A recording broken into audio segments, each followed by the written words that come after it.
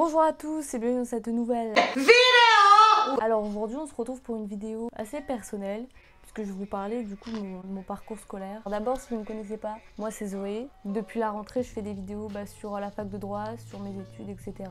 Et aujourd'hui du coup je vais vous parler de mon parcours scolaire plutôt atypique puisque j'ai frôlé l'échelle scolaire en primaire.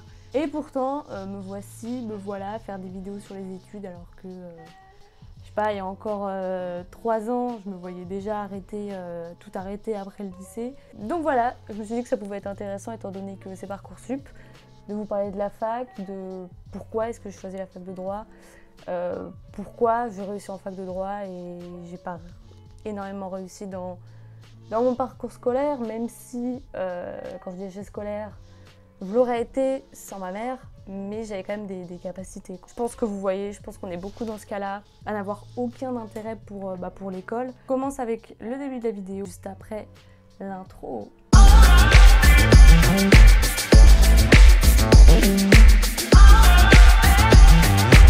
Pour vous raconter un peu ma vie, j'ai jamais eu de difficultés à l'école, j'ai jamais été première de la classe non plus, mais ce qui est sûr, c'est que je n'avais aucun intérêt pour l'école. À part en CP, ou peut-être où on apprenait à lire, etc. Et où j'en avais... Honnêtement, je me rappelle plus trop de cette période. Moi, ce que je me rappelle, vraiment, c'est du CE2. Où ma mère ma mère m'obligeait tous les soirs à faire mes devoirs. Et moi, j'étais arrivée à un stade où je n'écrivais même plus mes devoirs parce que je n'avais pas envie de les faire. Sauf que ma mère, elle a vite capté le truc quand j'entrais avec des mauvaises notes, etc.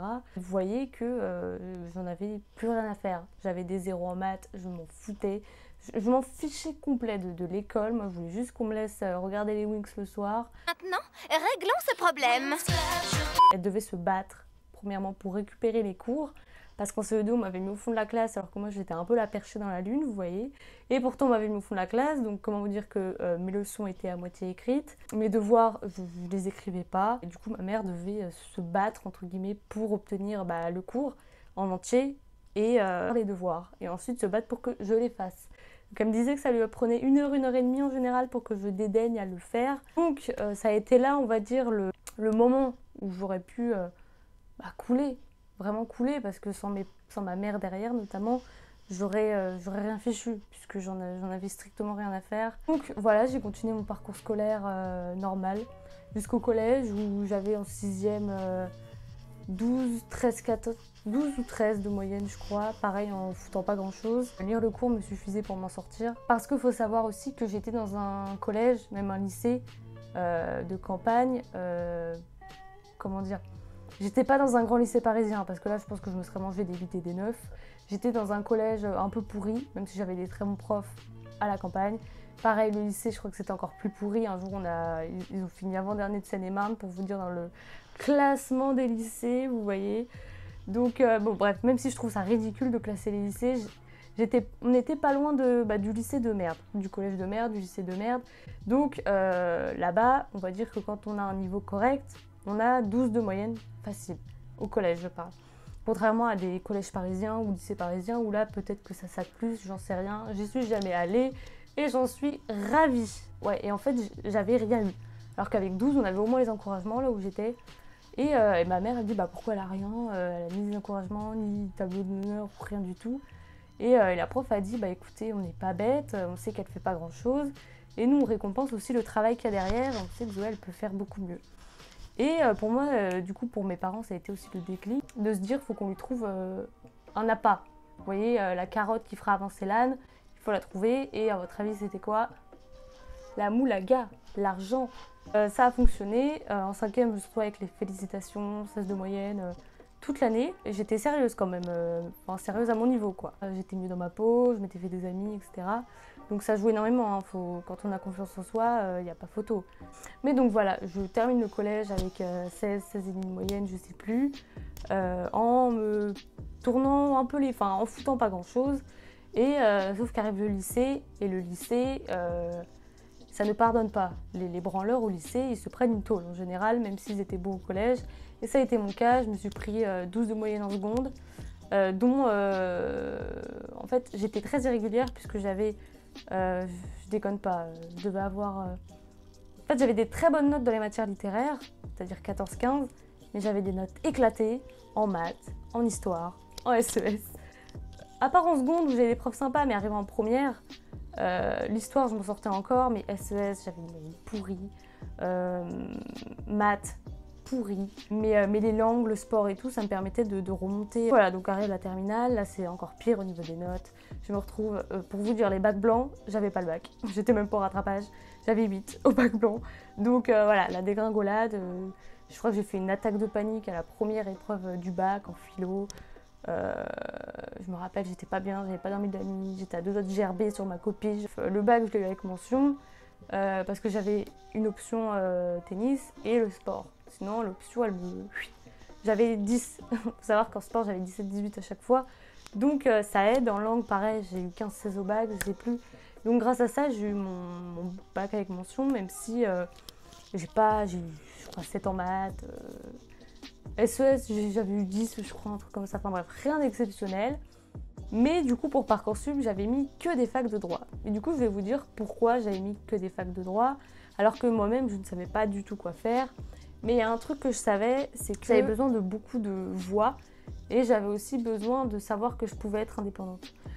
Contrairement au commerce, enfin voilà, en général quand on va dans le commerce, on est salarié. On n'est pas le patron de la boîte, on n'est pas vraiment indépendant. Enfin pas que je sache du moins, contrairement aux matières juridiques où quand on est avocat, on a des collaborateurs, on n'est pas salarié, en général on a son compte.